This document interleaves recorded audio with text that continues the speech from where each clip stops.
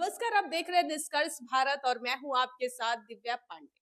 अभी हमारे साथ सीधी बातचीत करने के लिए जदयू से प्रदेश प्रवक्ता अरविंद निषाद जी हैं। इनसे बातचीत करेंगे बीपीएससी मुद्दे को लेकर। बीपीएससी लगातार नोटिस पे नोटिस जारी कर रही है और वही 17वीं के बीपीएससी अभ्यर्थी री एग्जाम की लगातार गर्दनी बाग में बैठकर मांगे कर रहे हैं, लेकिन न आयोग न मुख्यमंत्री नीतीश कुमार अपनी चुप्पी तोड़ रहे हैं।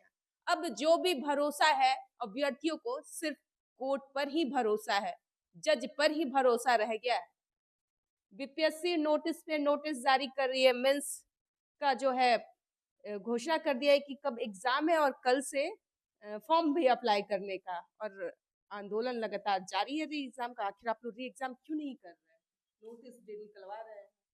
देखिए, वैसे सभी परीक्षार्थियों से, सभी छात्रों से मैं प्रवर्ध प्रार्थना करता हूँ, आग्रह करता हूँ कि किसी भी राजनैतिक का शिकार नहीं हो, किसी प्रपंच का शिकार नहीं हो।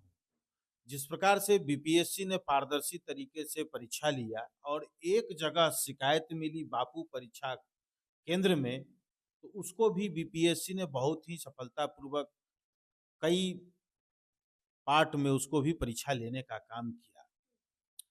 बीपीएससी ने छात्रों को, छात्र संगठनों को, कोचिंग चलाने वाले ऐसे तथाकथित शिक्षकों को आमंत्रित किया कि अगर कहीं भी कोई गड़बड़ी हुई है तो आप सबूत पेश कीजिए, कोई ऐसा प्रमाण दीजिए जिसके कारण हम लोग यह जांच कर सकें कि कहीं बीपीएससी में कहीं कोई गड़बड़ी तो नहीं हुई है। किसी ने कोई गड़बड़ी नहीं किया।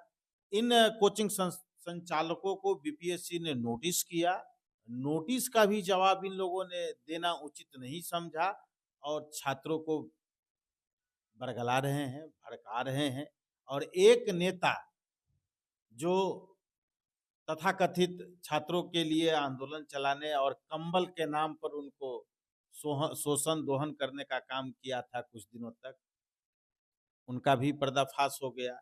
तो मैं छात्रों से अपील और आग्रह करना चाहता हूं कि अपना भविष्य बर्बाद न करें। आज के समाचार पत्रों में भविष्य तो आप लोग आज के समाचार पत्रों में भी है कि बीपीएससी ने कई छात्रों को बीपीएससी की परीक्षा में शामिल होने लायक नहीं रहने दिया है, उनको वहां से निष्कासित कर दिया है।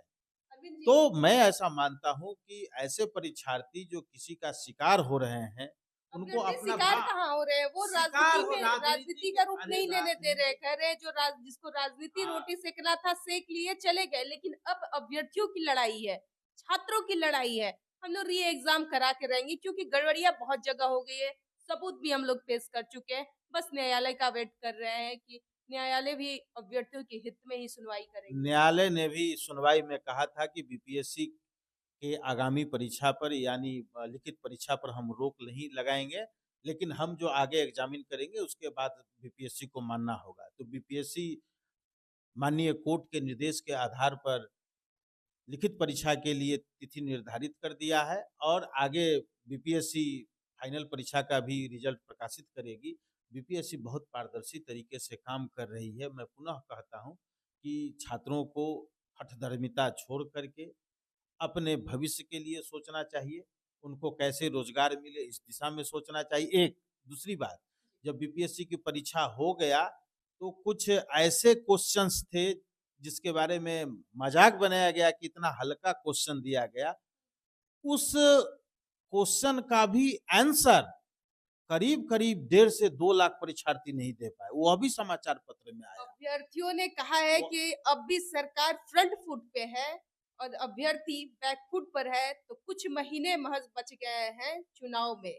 हम लोग सरकार को बैक फुट पे ला देंगे और अभ्यर्थी फ्रंट फुट पे आ जाएंगे। लगातार चेतावनी दे रहे हैं, इस चेतावनी को कैसे देखिएगा आप लोग? कि विद्यार्थियों को अपने भविष्य की चिंता करना चाहिए। जैसे पॉलिटिकल पार्टी आप लोग चिंता ही नहीं कर अरे रहे हैं। जैसे पॉलिटिकल पार्टी चुनाव की चिंता करती है, सरकार बनाने की दिशा में तो वही काम तो अब करती है। चिंता आप लोग कीजिए कि अरे साढ़े चार सुनिए, लाख विद्यार्थी युवा। सुनिए, सुनिए, सुनिए। वैसे परीक्षार्थी जिनको परीक्षा देना था, बीपीएससी में सफल होना था, वे सारे परीक्षार्थी बीपीएससी की पीटी परीक्षा में शामिल होकर के बहुत सारे परीक्षार्थी उत्तीर्ण हो गए हैं। अब लिखित परीक्षा में यानी मेंस की तैयारी कर रहे हैं और मेंस की तैयारी में वो लग गए हैं। ये यानी कि री ये एग्जाम नहीं ये होगा। ये बीपीएससी स्वतंत्र इकाई है। बीपीएससी सभी चीजों पर तस्वीर साफ कर चुका है। तो बीपीएससी यानी कि आप लोग साफ कर बीपीएससी रहे हैं कि री ये एग्जाम मैं नहीं कौन होगा। होता हूँ? बीपीएससी को लेना देना है। बीपीएससी स्वतंत्र तो इकाई है। बीपीएससी अब आयोग पे उन लोगों का भरोसा नहीं है, जो भी भरोसा न्यायालय पे है। मुख्यमंत्री जिस दिन चुप्पी तोड़ देंगे, री एग्जाम की बातें कह देते हैं कि पीटी की री एग्जाम हो जाए। ठीक है भाई, सवाल यह उठता है कि बीपीएससी कोई पहली बार तो इस प्रकार की परीक्षा ले नहीं रही है। बीपीएससी 70वीं परीक्षा ली, यानी आज तक इसीलिए तो 70 बोल रहे परीक्षा हैं कि हो चुका है। लगातार लगातार धांधली हो रहा था, कहीं लगातार कहीं जो ये धांधली हो नहीं हो रहा रहा है, था। कहीं अब कहीं इस बार ये आखिरी है, 17वीं का है, 18वीं में इस तरीके का भ्रष्टाचार ही नहीं होने देंगे। कभी हुआ ही नहीं है। वैसे यार लोग पेपर लीक पे अन्य ने बदनाम हो अरे गए, कहीं बहुत हो नहीं गए। हुआ है।